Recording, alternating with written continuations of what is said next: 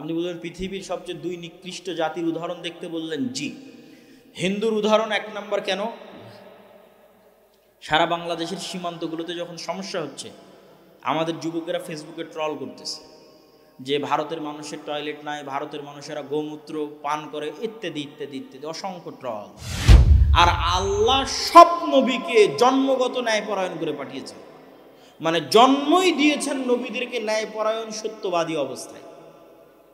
এখন আমার আর আপনার কাছে প্রশ্ন যে আমরা কি রাষ্ট্রে ইসলাম প্রতিষ্ঠার যোগ্য হতে পেরেছি?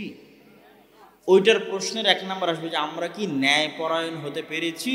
যদি আমরা ন্যায়পরায়ণ হতে না পারি তো রাষ্ট্রে ইসলাম প্রতিষ্ঠার যোগ্য হতে পারিনি।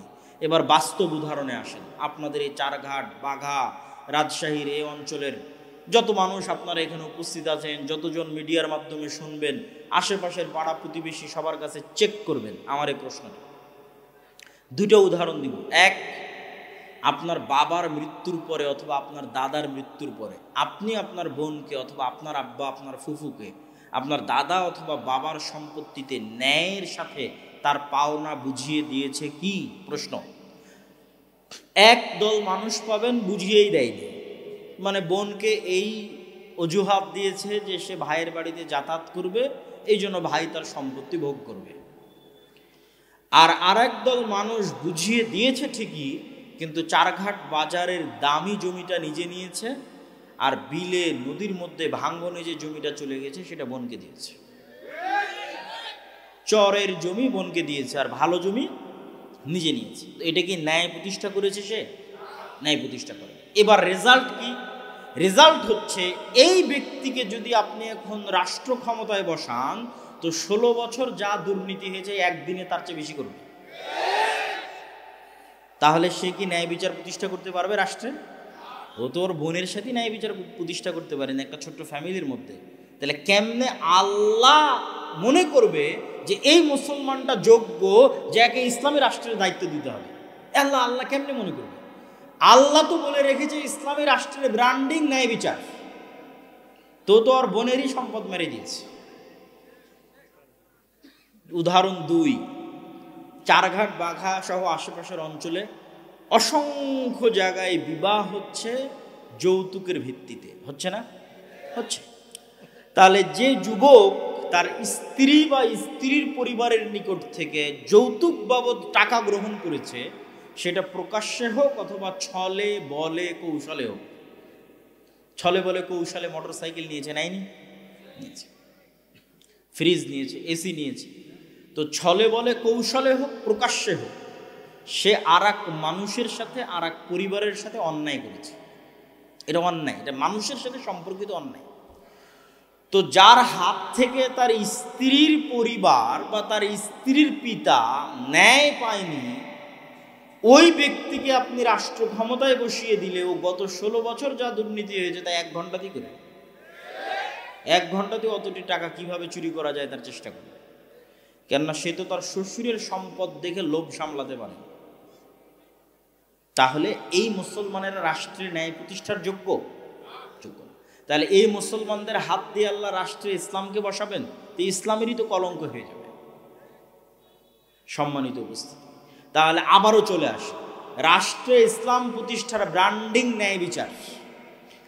তাহলে যে মুসলমান ন্যায় প্রতিষ্ঠা করার যোগ্য, ওই মুসলমানই রাষ্ট্রে ইসলাম প্রতিষ্ঠা করার যোগ্য। তাহলে মুসলমান ন্যায় প্রতিষ্ঠা করার যোগ্য নয়। 2, আজকের যুগের মুসলমানদের আরেকটা বড় সমস্যা হচ্ছে আজকের যুগের মুসলমানেরা সত্য বলা জানে না। আর মিথ্যা বললে কখনো নেতা হওয়া যায় না। মিথ্যা বলে কেউ নেতা হতে পারে না, সত্যই মানুষকে নেতা বানায়। তো আজকের যুগের মুসলমানেরা যে পরিমাণ মিথ্যার সাথে সম্পৃক্ত, আজ থেকে 1400-1450 বছর আগের মক্কার কাফের মুশরিকদের চরিত্র সত্যের দিক থেকে এই মুসলমানদের চেয়ে ভালো ছিল। 2টা উদাহরণ যে তারা সত্যের দিক থেকে আপনার আমার চেয়ে ভালো ছিল। 1, আবু তালেব, আল্লাহর নবীর চাচা। আবু তালেব হচ্ছে আব্দুল মুত্তালেবের সন্তান। আব্দুল মুত্তালেব যখন জীবিত ছিল আব্দুল মুত্তালেব নেতা, আব্দুল মুত্তালিব মারা গেছে, এখন আবু তালেব নেতা। তো Abu Talib as a leader কাফের, মুশরিক, ঈমান আনেনি, এই কথাই ঠিক। কিন্তু Abu Talib as a leader কোনোদিন মিথ্যা কথা বলেছে আর প্রমাণ কেউ ইতিহাস থেকে দেখাক যে আবু তালেব কুরাইশ বংশের নেতা, সে কাফের, মুশরিক, কিন্তু আমি চাচ্ছি মানুষ দেখা যে আবু তালেব মিথ্যুক। আপনারা খুঁজেন আজ থেকে, প্রমাণ দিবেন যে আবু তালেব কাফের, মুশরিক, কিন্তু মিথ্যা বলেছে। বরং এর উল্টাটা দেখতে পাবেন খুঁজতে গেলে, যে আল্লাহর নবীর চাচা আবু তালেব তার মুখের জিহ্বার দাম রক্ষা করতে গিয়ে 3 বছর, একটানা 3 বছর নিজ ভাতিজার সাথে না খেয়ে জীবনযাপন করেছে। সে আবি তালেব কাফের, মুশরিক অবস্থায়, কিন্তু জবানের দাম আছে, মিথ্যা বলা যায় না। লিডার মিথ্যা বললে কোনোদিন নেতা হওয়া যায় না। উদাহরণ 2, আবু সুফিয়ান।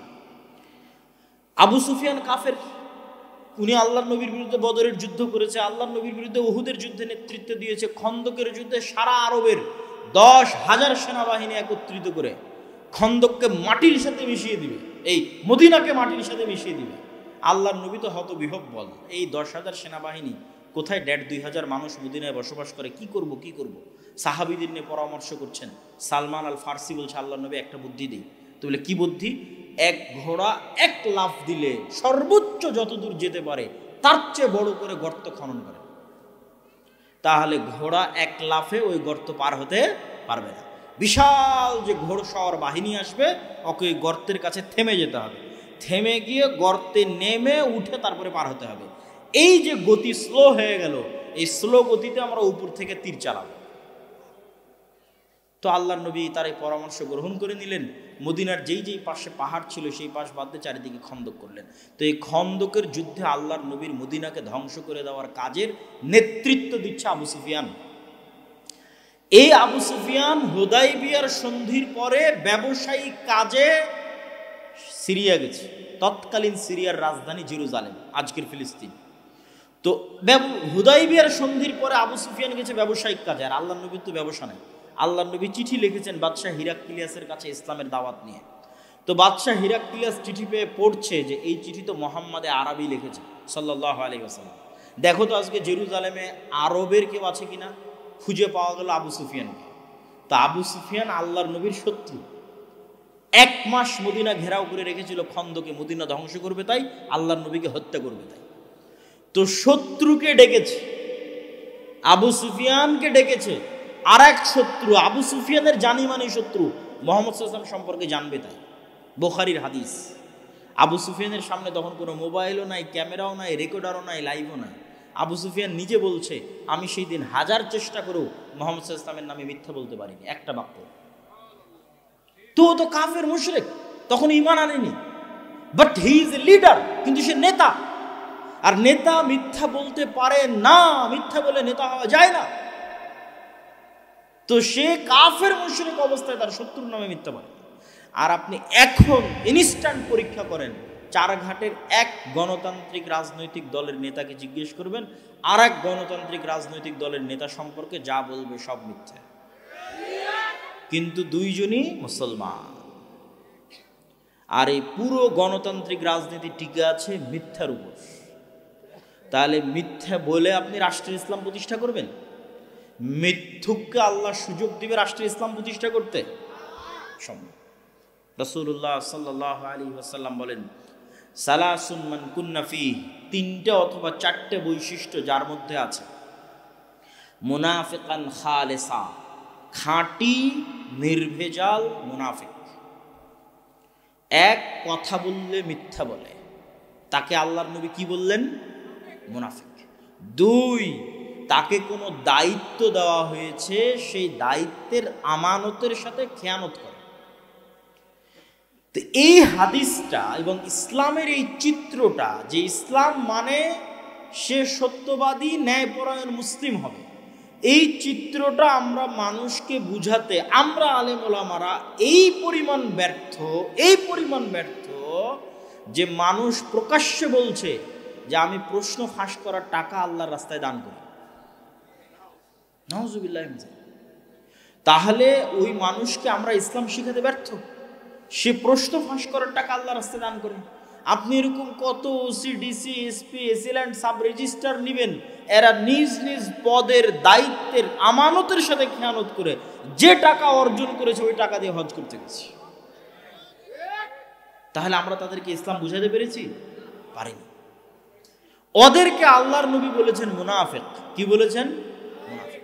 আর মুনাফিক মুসলিম কখনো নেতা হতে পারে না। তাহলে আপনি চারিদিকে তাকিয়ে এখন একটা মুসলমান খুঁজে বের করেন যাকে আল্লাহ ইসলামী রাষ্ট্রের নেতা বানাবে, একটাও খুঁজে পাবেন না। এটাই হলো সবচেয়ে হতাশা। তো যদি খুঁজে না পাবেন তাহলে জিজ্ঞেস কেন করেন যে রাষ্ট্রে ইসলাম প্রতিষ্ঠা করতে হবে? যোগ্য তো নাম রাষ্ট্রে ইসলাম প্রতিষ্ঠা করা। আর এই জিনিসটা আমি আরও বেশি রিয়ালাইজ করেছি, আরও বেশি অনুভব করেছি যখন ইউরোপে, ইংল্যান্ডে মুসলমানদেরকে দেখেছি। মুসলমানেরা দেধারসে আর এক খ্রিস্টান রাষ্ট্রের কাছে, আর এক কাফের রাষ্ট্রের কাছে মিথ্যা বলতেছে। ওই খ্রিস্টান কাফের রাষ্ট্রের কাছে 2টা টাকা বেশি পাবে তাই।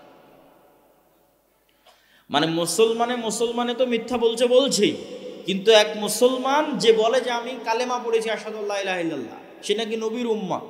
তো নবীর উম্মতের নবীর কি অপমান, আর এই কালেমার কি অপমান যে কালেমা পাঠকারী মুসলমান আর এক খ্রিস্টান আর এক কাফের এবং কাফের রাষ্ট্রের কাছে মিথ্যা বলছে 2টা টাকা বেশি নেওয়ার জন্য। বলেন নাউজুবিল্লাহ।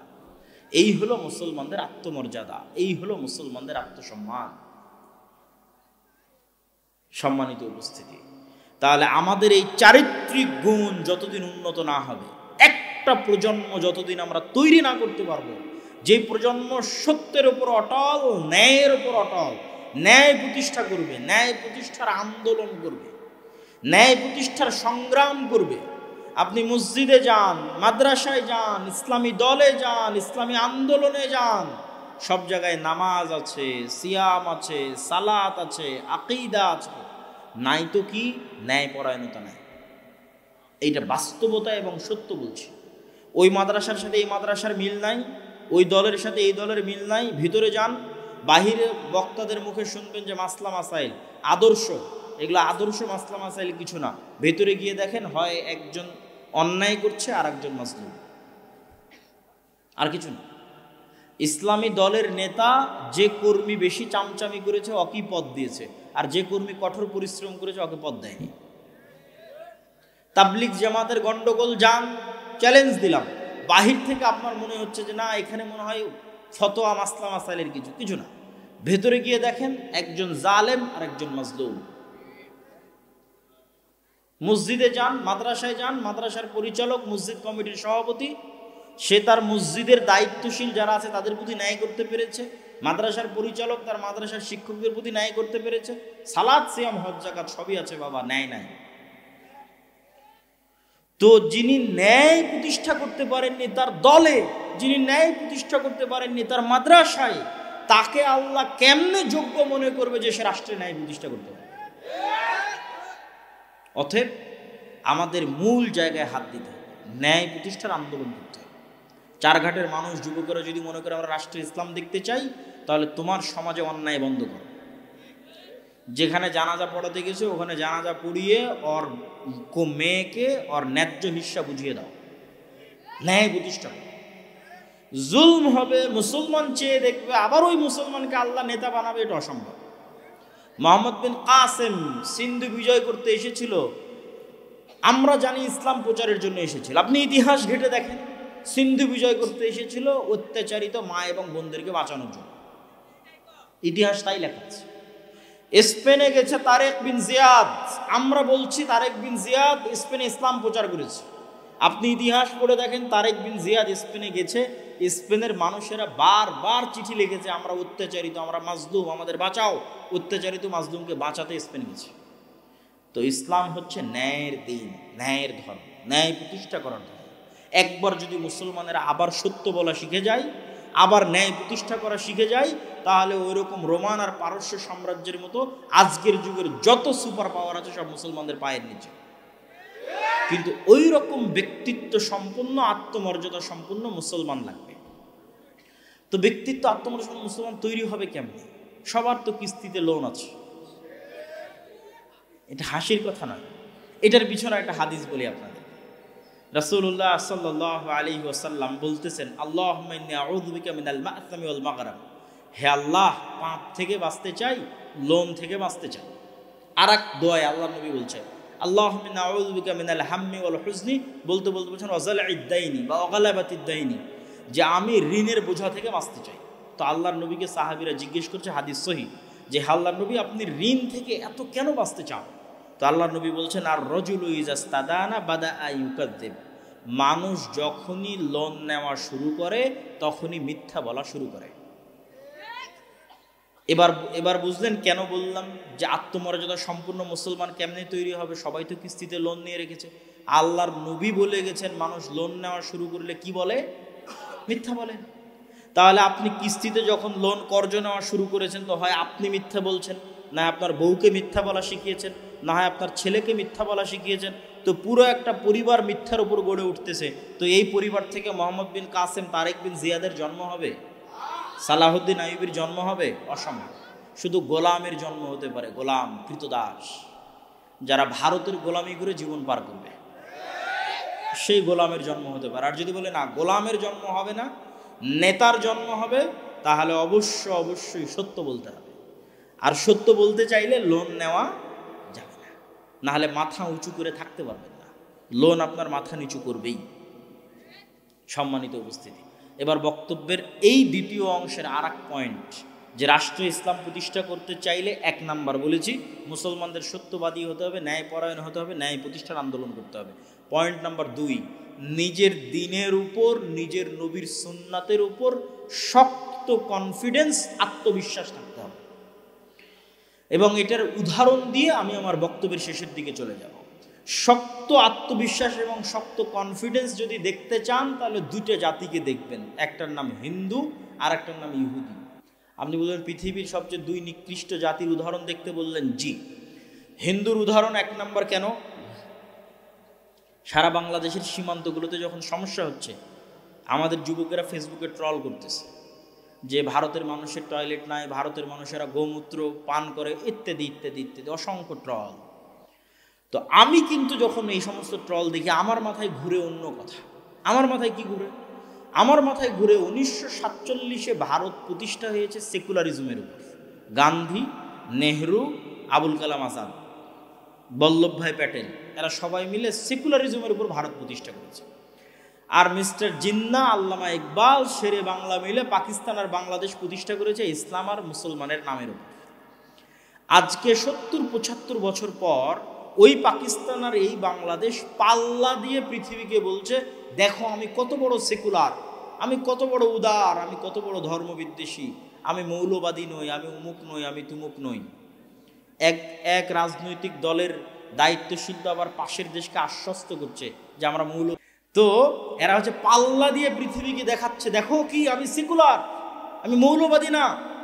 এবার যেই দেশ 1947-এ সেকুলারিজমের উপর প্রতিষ্ঠা হয়েছিল, সেই ভারত আজ 75 বছর পর হিন্দুত্ববাদকে ডাঙ্কে কি চোট পার, মানে দুনিয়ার কারো কথার পরোয়া না করে হিন্দুত্ববাদকে রাষ্ট্র ক্ষমতায় বসিয়েছে। তাহলে একটা হিন্দুর তার নিজের দ্বীনের উপর কনফিডেন্স কোন লেভেলের, যে ও রাষ্ট্রীয়ভাবে গোমূত্র পান করতে পারে, রাষ্ট্রীয়ভাবে। তাহলে গোমূত্র পান করার মতো একটা ভ্রান্ত বিষয়ের উপর একটা হিন্দুর কনফিডেন্স কোন লেভেলের হতে পারে, যে সে হিন্দুত্ববাদকে রাষ্ট্র প্রতিষ্ঠা করে ছেড়েছে। আর এই যে মুসলমান যুবকরা ট্রল করতেছে, এ এত বড় বাপের মরদ যে আল্লাহর নবীর একটা সুন্নাত না ওর জীবনে বাস্তবায়ন করতে পেরেছে, না ওর সমাজে, না ওর রাষ্ট্রে। তো ওর চেয়ে ভীরু কাপুরুষ কেউ আছে? কেউ নাই। এই জন্য বলেছি কনফিডেন্স শিখো হিন্দুদের থেকে। যদি বলো হ্যাঁ ওদের চেয়ে সাহসী, ওদের চেয়ে বাপের বেটা, তাহলে প্রকাশ্যে বলো ইসলাম রাষ্ট্রে প্রতিষ্ঠিত হবে। হিন্দুত্ববাদ যদি রাষ্ট্রে প্রতিষ্ঠা হতে পারে, ইসলাম পারে না, তাহলে ওটা বলতে পারো না কেন? মিনমিন করো কেন? আর এই দেশে যারা রাজনীতি করতে আসবে, এই ধরনের মিনমিন করে যারা রাজনীতি করবে যে পাশের দেশকে আশ্বস্ত করেছি, এই সমস্ত গোলামের দেশে দরকার নেই। এই দেশের রাজনীতি এখন আর গোলামির বক্তব্য দিয়ে চলবে না। এখন স্বাধীনতার উপর ভিত্তি করে কথা বলতে, গোলামির দিন শেষ হয়ে গেছে। আর এই গোলামির দিন আরও শেষ হবে যদি একটা প্রজন্ম বের হয়ে আসে সত্যবাদী, ন্যায়পরায়ণ। আর 3 নাম্বার গুণ কি? নিজের দিনের উপর ফুল কনফিডেন্স। এই ফুল কনফিডেন্সের একটা উদাহরণ দিলাম হিন্দুদের দিয়ে, আর একটা উদাহরণ দিই ইহুদিদের দিয়ে। লন্ডনে যদি যান, পার্সেন্টেজ যদি করেন যে লন্ডনের মুসলমানদের মধ্যে কত পার্সেন্ট মুসলমান দাঁড়িয়ে রাখে, আর লন্ডনের ইহুদিদের মধ্যে কত পার্সেন্ট ইহুদি দাঁড়িয়ে রাখে। প্রশ্ন নাম্বার 1। প্রশ্ন নাম্বার 2, সারা পৃথিবীর ইহুদিদের মধ্যে কয়টা ইহুদি এমন আছে, কয়টা ইহুদি ফ্যামিলি এমন আছে যে ইচ্ছাকৃতভাবে 1-এর অধিক সন্তান নেয়নি, ইচ্ছাকৃতভাবে 2-এর অধিক সন্তান নেয়নি? কয়টা? একটাও যদি কেউ খুঁজে বের করতে পারে তাও যেন পেশ করে, যে একটা ইহুদি পরিবার খুঁজে পেয়েছি যে ইহুদি পরিবার ইচ্ছাকৃত 1-এর অধিক সন্তান নেয়নি। পয়েন্ট নাম্বার 3, একটা ইহুদি পরিবার বা একজন ইহুদি ব্যক্তি বা একটা ইহুদি সমাজের একটা অংশ খুঁজে বের করে নিয়ে আসতে হবে যারা পারস্পরিক সুদের লেনদেন করে। হ্যাঁ, সারা পৃথিবীতে সকল সুদি কারবারের গডফাদার ওরাই, কিন্তু ওরা নিজেরা সুদি লেনদেন করে না। এক ভয়ঙ্কর আজীব জাতি। কি পরিমাণ কট্টর তাদের দিনের উপর!